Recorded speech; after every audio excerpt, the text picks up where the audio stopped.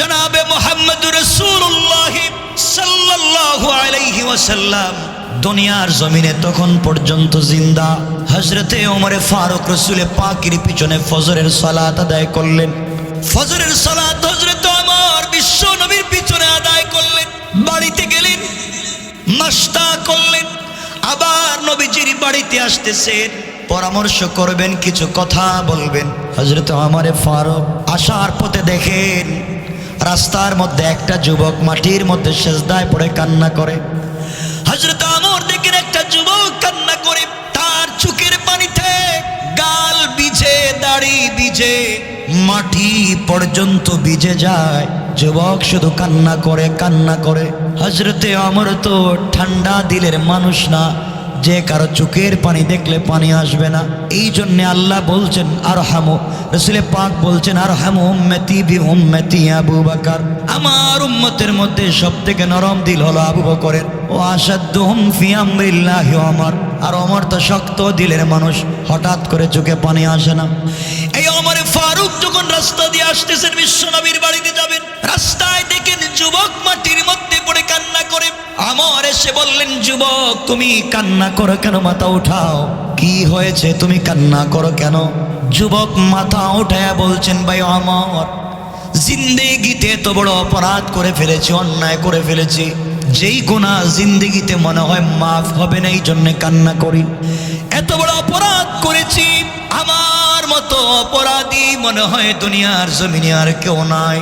এবার ওমর বললেন, ভাইরে কি অপরাধ করেছো তুমি কি আমাকে বলতে পারবা?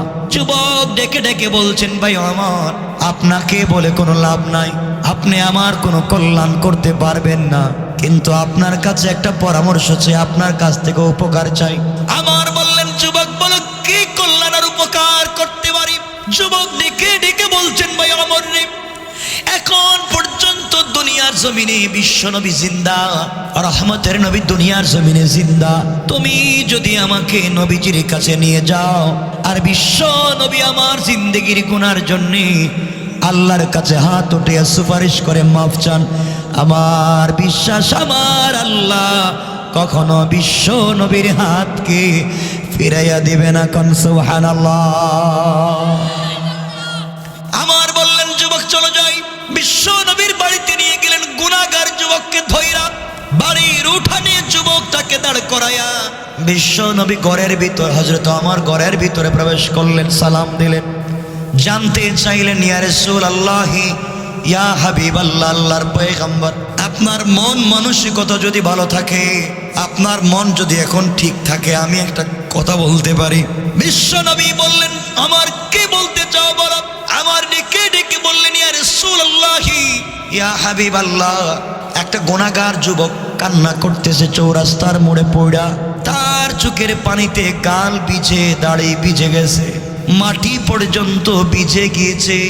ও রাস্তায় কান্না করে কেন? কি করেছে? অপরাধ আমাকে বলে না, আপনার কাছে আসতে চায়, আমি আপনার কাছে নিয়ে এসেছি, আপনি তাকে জিজ্ঞাসা করেন কি অপরাধ করেছে।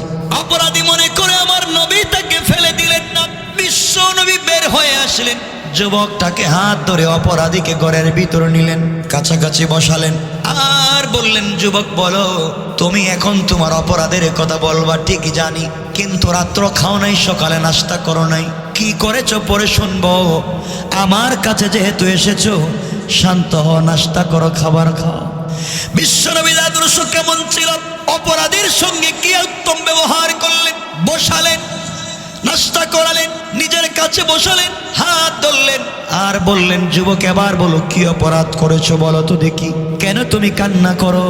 যুবক ফুপায়া ফুপায়া কান্দে আর বলছে, পয়গম্বরে আরবি, বলতে লজ্জা হচ্ছে, ভয় পাচ্ছি, যদি আপনি আমাকে বের করে দেন, তাড়াইয়া দেন, কোথায় যাব? এত বড় অপরাধী, কার কাছে যাব? ক্ষমার জায়গা নাই।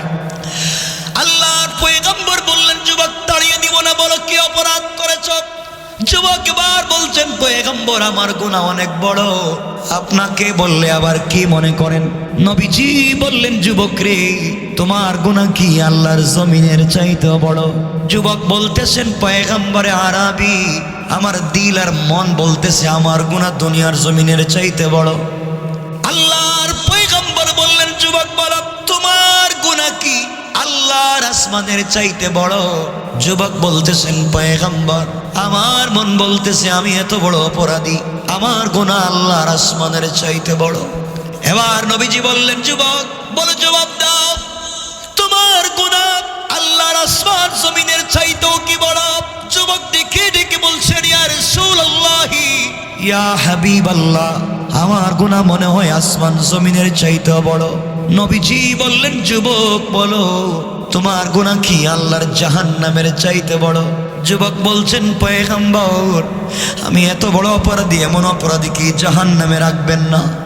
স্পেশাল জাহান্নাম বানাই আল্লাহ ওই জায়গায় দিবেন, আমার গুনাহ আরো বড়। নবীজি আশ্চর্য হয়ে গেলেন, এত বড় গুনাহ দুনিয়ার জমিনে কি? আল্লাহর পয়গম্বর বললেন, যুবক রে, তুমি বলো তোমার গুনাহ কি আল্লাহর জান্নাতের চাইতে বড়?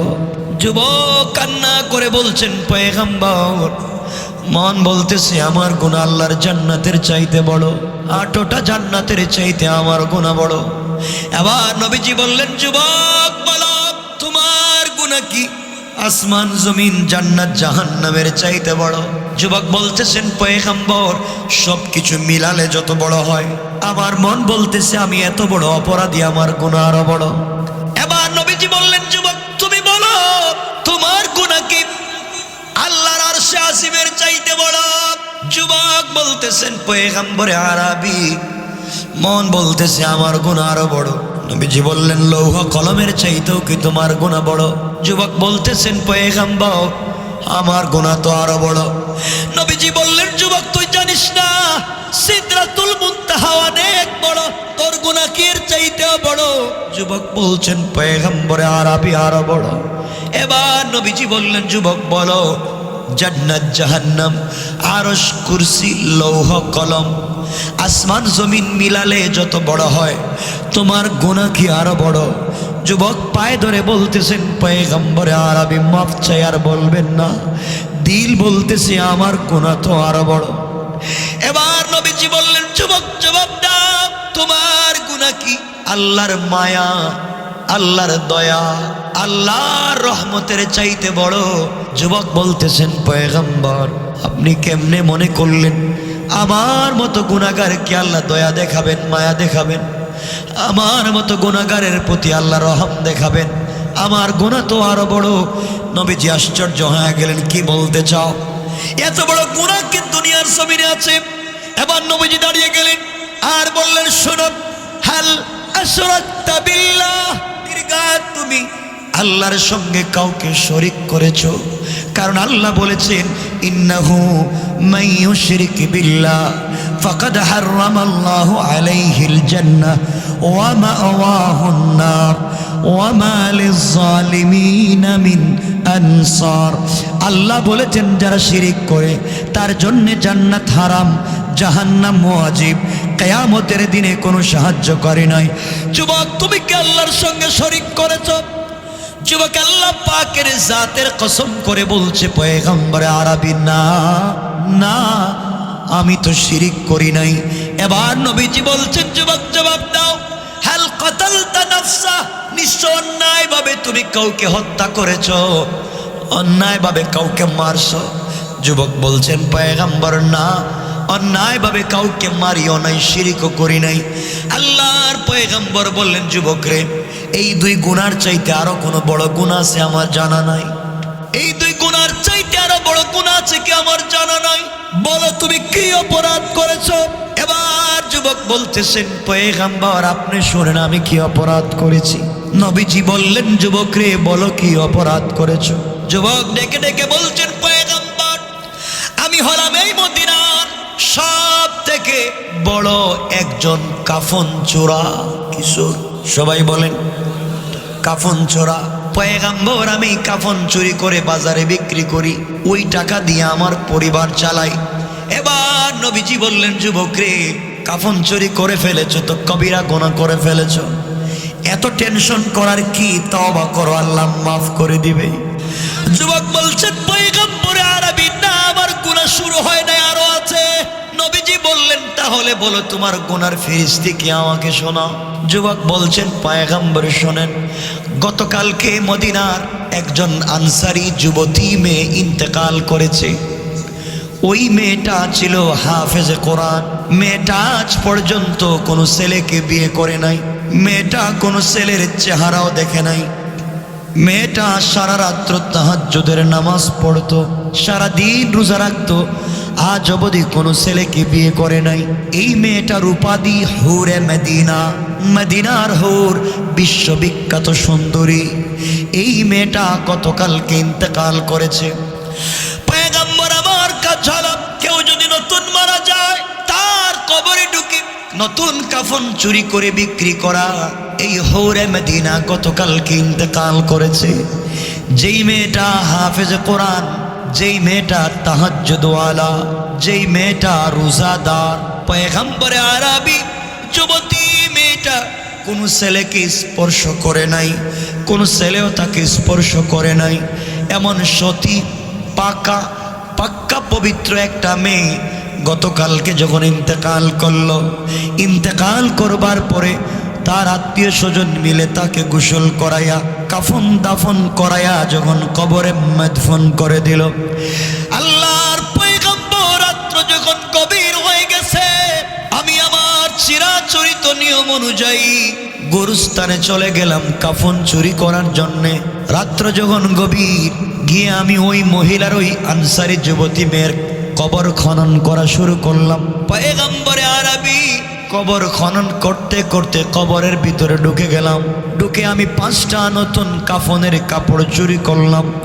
চুরি করে যখন আমি কবর থেকে উঠে যাব বাজারে নিয়ে বিক্রি করব, কবর থেকে এখনো বের হই নাই, 5টা কাফনের কাপড় আমি হাতে নিয়েছি।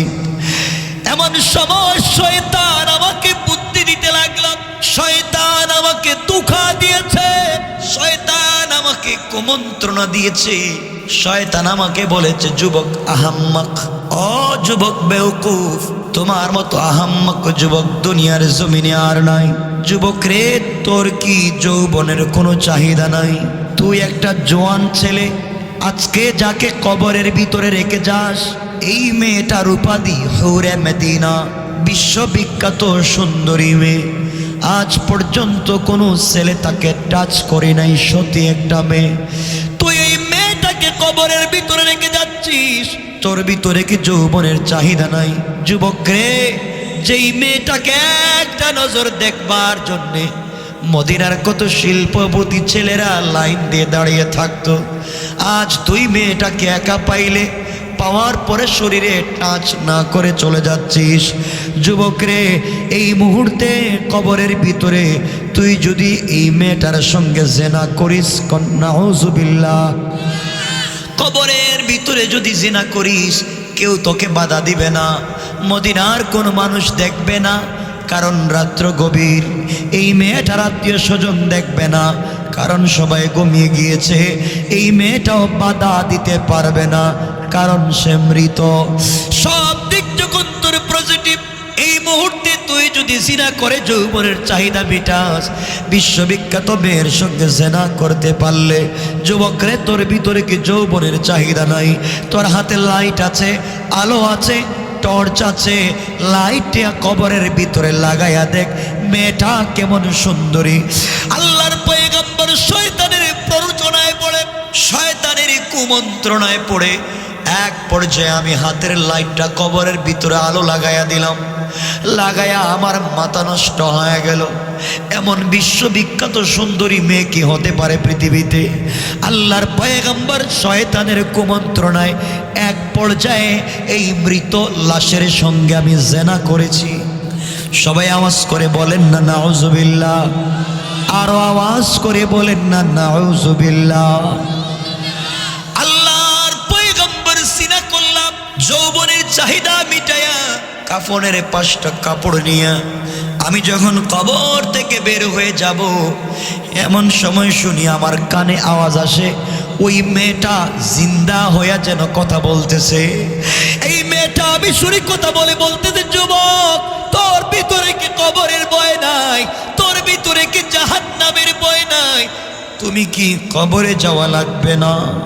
আল্লাহর সামনে কি তোমাকে দাঁড়ানো লাগবে না। নিমক হারামের মতো তুই কেমনে আমার সঙ্গে জিনা করলে? সারা জিন্দেগি নিজের সতীত্বের হেফাজত করলাম, কোনো মানুষ আমার শরীরে টাচ করে নাই, পুত পবিত্র হয়ে কবরে আসলাম। ইচ্ছা ছিল কিয়ামতের দিন পবিত্র হিসাবে আল্লাহর সামনে দাঁড়াবো।